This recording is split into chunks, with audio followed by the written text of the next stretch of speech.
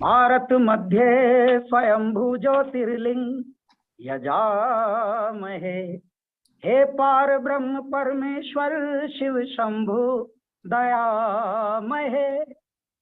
यहाँ से प्रारंभ हो रहा है, यानी प्रखर हिंदी और संस्कृत से हमारे सभी आध्यात्मिक गाने प्रारंभ होते हैं, जो कि हमारी मूल जड़ है। हमारी संस्कृति प्रारंभ ही होती है हमारे आध्यात्म और संस्कृत से। हमारी भाषाओं के सभी भाषाओं का जन्म संस्कृत से हुआ। हमारे जीवन शैली का जन्म हमारे आध्यात्म से हुआ। तो पुनः उसकी ओर हम लोग मुड़ रहे हैं, और खुशी की बात है कि कहने को हम फिल्मों में हैं, लेकिन जीते इल्मों में हैं। Kailash ji, thank you so much and welcome to CNN News 18. That was, of course, your new song, Jai Shri Mahakal. This song will be unveiled at the Mahakal corridor by Prime Minister Modi. So what are your plans for the big day, and will you be meeting him as well? हम अपने आदरणीय प्रधानमंत्री जी की उपस्थिति में ही ये गाना गाएंगे। ऑडियो वीडियो रिलीज होगा और हम साथ में गाते जाएंगे। तो ये अपने आप में एक बड़ा मनोहारी और स्वर्णिम पल होंगे, और ये मध्य प्रदेश सरकार और संस्कृति विभाग को श्रेय जाता है, जिन्होंने बहुत ही अथक प्रयास और परिश्रम करके हमारे आदरणीय साधक और तपस्वी प्रधानमंत्री, भारत के तो क्या, मैं तो विश्व के एक ऐसे गहरे नेता कहूंगा, उनको राजनेता कहूंगा, जिसमें पूरे विश्व को उनसे बहुत प्रेरणा मिल रही है। उनके नेतृत्व से ये कुछ ही समझ लीजिए वर्ष में, 1-1.5 वर्ष में ही पूरा जीर्णोद्धार किया महाकाल नगरी उज्जैन का, और उसके बाद महाकाल लोक का लोकार्पण भी तभी करेंगे प्रधानमंत्री जी, और ये गाने का भी ऑडियो वीडियो तभी लॉन्च हो जाएगा। What is it about Lord Shiva that inspires you the most? हम सभी के जीवन में विषमताएं, कटुताएं, चुनौतियां, दुख, ये सभी के जीवन में आता है। चाहे कोई धनाढ्य परिवार में जन्मे, चाहे कोई सामान्य परिवार में जन्मे, और जो विषमताएं हैं उसको विष कहा जा सकता है। लेकिन जब आप वो विष पीते हुए प्रगति की ओर चलते हैं, तो वो पथ होता है शिवगामी बन जाते हैं हम लोग, यानी शिव मार्गी। शिव मार्गी वही होता है जो कष्ट, विपत, विषमताएं, चुनौतियों, उनका जहर अपना पीता रहे, लेकिन अमृत जीवन का आगे बढ़ाता रहे। और इसलिए भगवान शिव जो हैं वो हमको बहुत ही हमारे प्रेरक हैं, वो हमारे रोल मॉडल हैं। अगर इस पृथ्वी पर मैं देखूं, देखिए प्रकृति जो है वो मां शक्ति हैं, लेकिन जो व्यवस्था है जीवन जीने की वो है शिव। और यदि हम अपने जीवन में अपने संघर्षों से, अपने कष्टों से और कुछ गलत करने लगे, तो इसका मतलब हम भी जहर ही उगल रहे हैं। तो जो जहर उगले वो शिव नहीं, वो शव है। और इसके लिए परमात्मा को अगर आप सच्चे ध्या रहे हैं, तो इसका मतलब आप उसके सच्चे मार्ग पर हैं कि आप विष पीते रहिए, हर्ट होते रहिए, दुखों से गुजरते रहिए, लेकिन और तत्पर होते रहिए और अपने जीवन को सार्थक बनाइए। ये उनका एक मैसेज है जो हमें बाल्यावस्था से मिला।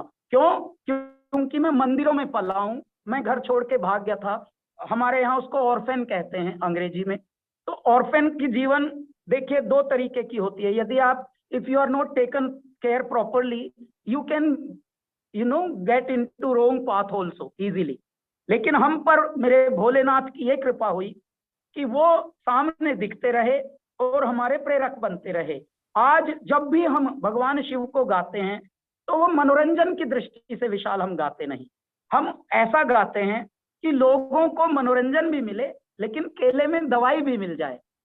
अब उसका उदाहरण साक्षात क्या है, कुल 15 साल पहले कैलासा प्रारंभ हुआ था, और जैसे ही हमने अपने दूसरे एल्बम में, सैया वाले एल्बम में, अगर बम बम बम बम बम बम बम बम बम लहरी, अगर बम बम बम बम बम बम बम बम बम लहरी, तो इसमें आज जो रैप चल रहा है, रैप, वो हमने 15 साल पहले इंट्रोड्यूस कर दिया था। वो रैप भी हमने आध्यात्मिक रैप गाया था साहब, ईश्वर का नाम लेकर। आज जो चीजें सिर्फ मंदिरों और देवालयों तक होती थी, संतों में ही घूमती थी, वो आज इंटरनेशनल डीजेज मिक्स कर रहे हैं। हमारे यूथ, हमारे युवा उससे इंस्पायर हो रहे हैं। तो ऐसे में न केवल मनोरंजन बल्कि आत्म अवलोकन, खुद को देखो, स्वयं को भी देखो, अपना शरीर मत बिगड़ने दो, अपना भोजन और भजन मत बिगड़ने दो, ये संदेशा है। अब जय श्री महाकाल का एंथम भी कुछ इसी प्रकार का है, ताकि वो हमें हमारे रूट्स, हमारे बेसिक्स से जोड़े। और हमारा बेसिक्स क्या है साहेब, हम अपने में रहें। जी जी Kailash ji, when we last spoke, that time you released your song Jagannath Ashtakam. क्या रीजन है कि singers like yourself who are established are finding solace in spirituality after spending so many years in the industry? 16 साल का कुल हमारा career है संगीत में विशाल, और मैं आध्यात्म से संगीत में आया हूँ, संगीत से मैं कहीं और आया नहीं। ना मेरा कभी ख्वाब ऐसा था कि मैं फिल्मों में गाऊं, मुझे पता भी नहीं था कि मुंबई में जब मैं जा रहा हूं तो वहां एक एवेन्यू मेरे लिए फिल्म का भी खुल सकता है क्या। मुझे शुरू से ही एक भ्रम था अपनी आवाज को लेकर। ज्यादातर लोग हमारी आवाज को पसंद नहीं करते थे, सब बोलते थे कि it is not a hero kind of voice, it is not going to work. तो मेरे मन में ये धारण किया हुआ ही था हमने कि अरे यार छोड़ो भाई, फिल्म की दुनिया तो सोचना भी नहीं। लेकिन परमात्मा को खेल कुछ अलग ही करना था। अब हमें मुंबई भेज दिया, महानगरी में, माया नगरी में, एक ऐसे सागर तट पर, गंगा से सीधा सागर तट पे भेज दिया जहां सपनों की नगरी होती है। और न जाने रातों रात कितने नायक और नायिकाएं बन जाते हैं यहाँ। ऐसा ही हुआ, परंतु हमारी चाल से आध्यात्म कभी भगवान ने हटाया नहीं। तो इसलिए आध्यात्म से ही, क्योंकि हम आश्रमों में पले हैं, संस्कृत पढ़कर आगे आए हैं, कन्वेंशनल स्टडीज हमने नहीं देखी, कन्वेंशनल दुनिया हमने नहीं देखी, हमने टीवी कभी नहीं देखा, हमने चित्रहार कभी नहीं देखा अपनी बाल्यावस्था में। अब जब उसी में काम कर रहे हैं, उसी में प्रोड्यूसर बन गए, टीवी शो प्रोड्यूस कर रहे हैं, तो मन ही मन सोचता हूँ मेरे दाता आप बड़े मिरेकल करते हो और बड़ा मिस्टिकल स्वरूप आपका है। हमको पता भी नहीं था फिल्में कैसे बनती हैं, फिल्मी लोग कैसे होते हैं। अब जाके अंग्रेजी में बोलते हैं nice to meet you man, ये झूठ मूठ की नाटक का एक बड़ा प्यारा लगता है। लेकिन तो ऐसा लगता है भगवान मैं भी ये कर सकता हूँ थोड़ा बहुत नाटक। But Kailash ji, then how would you define how spirituality shaped your music? जब कैलाश खेर का उद्भव हुआ इस इंडस्ट्री में, तब गाने चल रहे थे कांटा लगा और कुछ खिलता है कुछ चुभता है, तो ये सब हो रहा था। अचानक तुझे जीत जीत हारूं, ये प्राण प्राण वारूं, ऐसे मैं निहारूं तेरी आरती उतारूं। उस वक्त भी रोमांटिक गानों में आरती, भगवान, मंदिर, पुजारन, सुहागन, प्राण, ये सब उस वक्त भी। हेरी सखी मंगल गाओरी, धरती अंबर सजाओरी, उतरेगी आज मेरे पी की सवारी। जब मनुष्य को इतना ज्यादा मान लीजिए जंक फूड पसंद आ रहा था और इस तरह का खजाना चल रहा था, उस वक्त भी रोमांटिक गानों में भी परमात्मा ने हमसे आरती, भगवान, पुजारन, मंदिर, ये रोमांटिक गानों में, और वो भी चर्चित हुए। तो जब हमारा प्रारंभ ही ऐसी चीजों से हुआ तो हमसे तो आध्यात्म तो जाएगा ही नहीं कहीं। हाँ, ये जरूर है कि बात चाहे बेसलीके हो मगर बात कहने का सलीका चाहिए। यदि आप तमीज से अपशब्द भी बोलें तो हो सकता है आप थोड़ा मुस्कुरा दें गुस्से की बजाय। मैं ये अपशब्द आपसे एंड में पूछूंगा कोई फनी बात, बट इससे पहले Kailash ji, indie space is thriving right now. You've been doing many concerts with your band Kailasa, तो क्या कोई प्लान है अब नए कॉन्सर्ट्स करने का विद दीज न्यू सॉन्ग्स? जी आप दंग हो जाएंगे Vishal ji. We have a beautiful concept, उसका नाम है Om, Om the soul connect. देखिए जितने भी विश्व के इंटरनेशनल म्यूजिशियंस होते हैं, आप उनको देखिए, उनके कॉन्सर्ट्स स्टेडियम्स में होते हैं साहब, और सोल्ड आउट, मतलब उनके अगर 10 भी लाइनअप आप करते हैं तो सोल्ड आउट हो जाते हैं।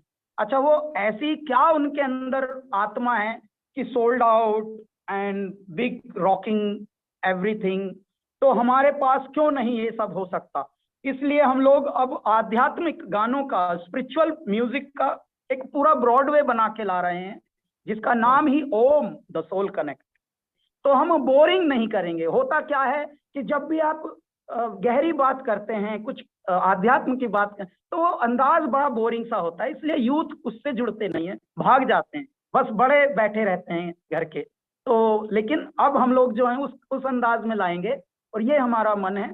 जबकि आप दंग हो जाएंगे, पिछले 1 महीने से हम लोगों का एक पांव यहाँ, कभी मॉस्को, एक पांव यहाँ मोरबी में, कभी फिर थाईलैंड, एक पांव यहाँ, कभी फिर न्यूयॉर्क, तो पगला रहे हैं। लेकिन यही तो जीवन है। और हर जगह आश्रमों, मंदिरों, आध्यात्म और इस तरह के कॉन्सर्ट्स हो रहे हैं। इन कॉन्सर्ट्स में what do you think will be your opening number? क्या कौन से गाने से शुरुआत करेंगे ऐसे कॉन्सर्ट्स की आप, इन कॉन्सर्ट्स की? जो हमारा ओम होगा ना, ओम, तो उसमें तो जय जय केदारा और आदि योगी और अनादि अनंता, न मन हूं न बुद्धि न चित्त अहंकार, न जिव्या नयन नासिका कर्ण द्वार, न चलता न रुकता न कहता न सुनता, जगत चेतना हूँ अनादि अनंता। तो इस तरह के गानों से, अच्छा हमारे सारे गानों में डांस भी है, ट्रांस भी है, पागलपन भी है, और साहब मनोरंजन के साथ साथ अवलोकन भी है, थोड़ा एक इसको हम कह सकते हैं रियलाइजेशन। जी जी, यू नो किला जी, आज सोशल मीडिया का जमाना है। Today a lot of negativity is floating on Twitter with boycott trends. People are voicing their view on everything, even on a song like Kesariya, which was criticized for using the word love story. How do you see this? मुझे लगता है कि देखिए साहब, ये पहले से होता था। अलग अलग मनुष्य के मस्तिष्क हैं, और जो मनुष्य हैं वो इसलिए बहुत हमारे यहाँ 84 लाख योनियां कही जाती हैं। हमें लगता है जैसे मनुष्य रूप में है वो सिर्फ मनुष्य ही होंगे ना। मनुष्य होने के लिए आपको तपस्वी होना पड़ता है, अपने कर्म सुधारने पड़ते हैं। रूप भले आप मानव का लिए, हो सकता है आप कौवे हों, हो सकता है आप भेड़िए हों, हो सकता है आप लगड़बग्गे हों। आप इसीलिए देखिए EQ IQ ये वेरी करता है विशाल जी। बहुत सारे लोग समझ लीजिए जैसे उल्टी करते हों सोशल मीडिया पर, उनको पता नहीं, मान लीजिए उस विषय के बारे में उनको पता नहीं, लेकिन उनको ये पता है कि जल्दी से उल्टी कर दो पहले। तो इसका मतलब हो सकता है वो दिखने में मनुष्य हो, और हो सकता है अबोध हो सकता है कोई भेड़िया हो, कोई लकड़बग्गा हो, कोई कबर बिज्जू हो। इस तरह का होता है, योनियां होती हैं। आप रूप भले आपको मनुष्य का मिल जाए, परंतु मनुष्य होना भी एक अपने आप में तपस्या होने के बराबर है। तो इसलिए सोशल मीडिया को बहुत सीरियसली भी न लीजिए, जो अवॉइड किया जा सके। जैसे आप जब भी कोई प्रोडक्ट बनाते हैं तो उसका एक बाय प्रोडक्ट भी आता है। जैसे मैं आपको उदाहरण देता हूं, मेरा जन्म जहां हुआ था वो जगह थी शुगर मिल, जहां पे मैं बचपन में पला बड़ा हूं। शुगर मिल कंपाउंड में एक नाला बहता था, उसमें वो बाय प्रोडक्ट वाला वो बहता था, और वो भी साहब कुछ ट्रकों में लद लद के कहीं जाता था। यानी वो भी जिसको हम ऐसे फालतू की चीज मानते थे, वो भी किसी जगह कार्य में आता था। तो एक तरह से चीनी अलग बन रही है, लेकिन उसका जो मैली होती है वो एक अलग उसका बाय प्रोडक्ट है। तो पृथ्वी पर जब भी आप कुछ अच्छी बात करेंगे तो उसके लिए थोड़ा आलोचनाएं, विवेचनाएं और ये सब भी आता है। किला जी, मैं एक सेगमेंट करता हूँ, it's a segment called my first. तो this could you give me one line answer but quickly, and I think you like it. You know, which was the first album that you fell in love with? वो पहली कौन सी album थी जो आपकी favourite album बनी? जी, एक संगम नाम की एल्बम आई थी उस्ताद नुसरत फतेह अली खान साहब की। जी, do you remember how and when you picked up a musical instrument for the first time? जी, मैं 17 साल का था और मैं गिटार सीखने गया था Delhi school of music Chanakyapuri में। तो वो नायलॉन स्ट्रिंग क्लासिकल गिटार, तो पहली बार मैं वो क्लासिकल गिटार सीखने गया था, तो मैं पागल हुआ था खुशी के मारे कि भगवान ने इंस्ट्रूमेंट भी पकड़ाया, तो कुछ समझदारी का पकड़ा है।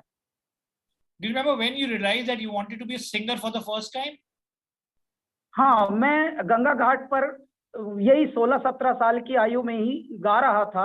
वहां पे मैं कर्मकांड सीखता था उस आश्रम में, परमार्थ निकेतन में।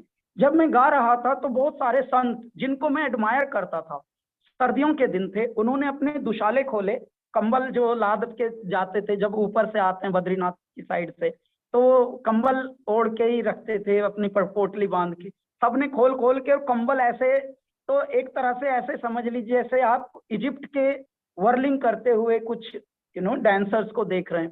तो मैं पागल हो गया खुशी के मारे। फिर मेरे मन में आया कि आज तक लोग हमको क्रिटिसाइज करते रहे और अब इनको देख के लग रहा है भगवान जैसे सामने नाच रहे हो स्वयं। तो मैंने मन में धारा कि कुछ भी हो गाऊंगा तो जरूर, चाहे लोग बोर हों चाहे कुछ हो।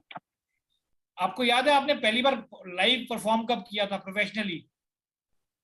हाँ मुझे याद है साहब, मैंने प्रोफेशनली एक बार दिल्ली में लाइव गाया था और बहुत लोगों का मुझको प्यार मिला था। तो मैं चकित हो गया था कि एक तरफ संसार धिक्कारता है, ह्यूमिलिएशन करता है और उपेक्षाएं करता है, लेकिन एक तरफ इतना प्यारा हुआ कि परमात्मा जैसे घट में बैठ गए।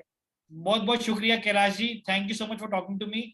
And in the end, may I please request you to give me a few lines of my favorite song, Ya Rabba from Salamesh? Yes, या रब्बा दे दे कोई जान भी अगर, दिल भर पे हो न दिल भर पे हो न कोई असर, ओ या रब्बा दे दे कोई जान भी अगर, दिल भर पे हो न दिल भर पे हो न कोई असर, ओ प्यार है या सजा है मेरे दिल बता। Oh, nice. Thank you so much and best of luck, Kailash ji. Thank you Vishal, नमस्कार।